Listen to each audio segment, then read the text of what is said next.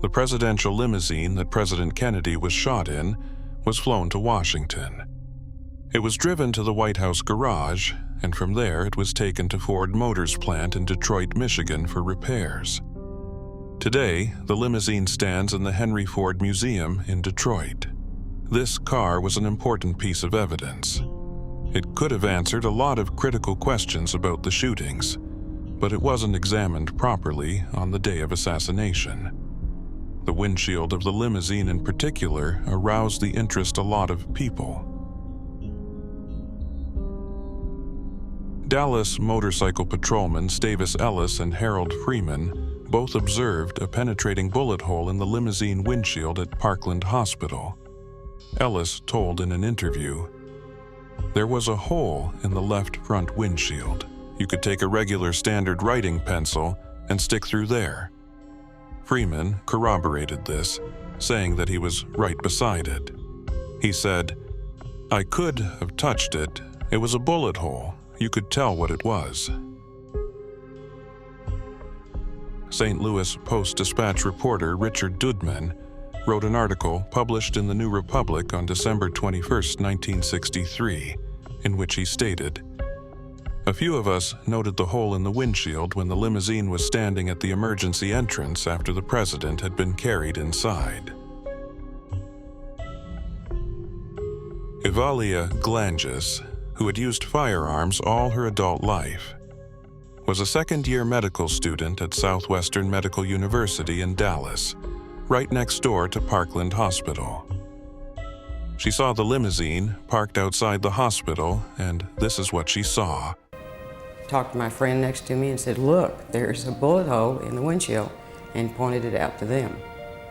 At the time, I did not know any of the details of the shooting.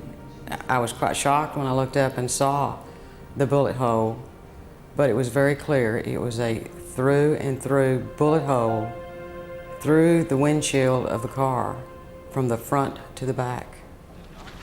I don't believe there's even any cracks associated with that bullet hole. It seemed like a high-velocity bullet that had penetrated from front to back in that glass pane.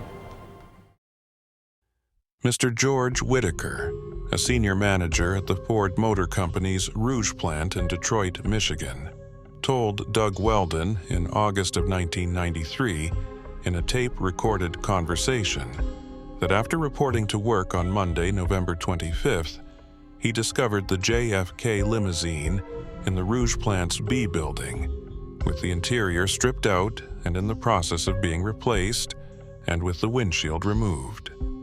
When he went to Glass Plant Lab, he found two of his subordinates were in possession of the windshield that had been removed from the JFK limousine. They had been told to use it as a template and to make a new windshield. Whitaker told Weldon, "It was a good, clean bullet hole right straight through the front. Right, this had a clean round hole in the front and fragmentized from front to back." Whitaker also said that the original windshield, with the bullet hole in it, had been broken up and scrapped, as ordered, implying that the windshield preserved as evidence is not the original one. Secret Service agent Charles Taylor, Jr.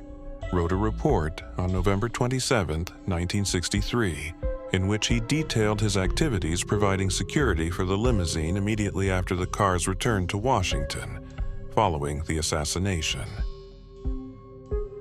The limousine and the Secret Service follow-up car known as the Queen Mary arrived at Andrews Air Force Base aboard a C-130 cargo plane at about 8 p.m. on November 22, 1963.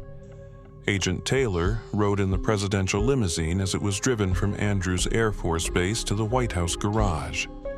In his report about what he witnessed inside the White House garage during the vehicle's inspection, he wrote, "In addition, of particular note was the small hole just left of center in the windshield from which what appeared to be bullet fragments were removed." All these eyewitness accounts suggest that there was a bullet hole in the limousine's windshield coming from front to back, which means that someone shot at the president from the front and that someone could not have been Oswald.